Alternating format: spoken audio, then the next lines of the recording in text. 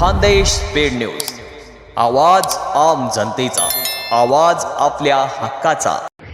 पोटनिवडणुकीचा निकाल जाहीर। तरहाडकस गावाच्या सरपंचपदी तुकाराम कोळींचा दणदणीत विजय। शिरपूर तालुक्यातील 16 ग्रामपंचायतींमधील पोटनिवडणुकांचे निकाल मंगळवारी दिनांक 29 एप्रिल रोजी जाहीर झाले।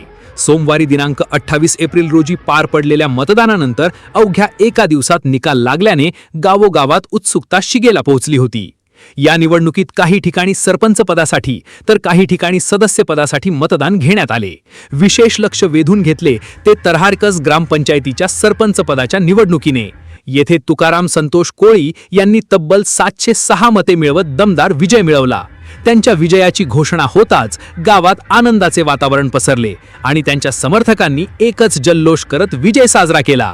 या निकालानंतर नव्या नेतृत्वाकडून गावाच्या विकासाला गती मिळेल अशी अपेक्षा व्यक्त होत आहे।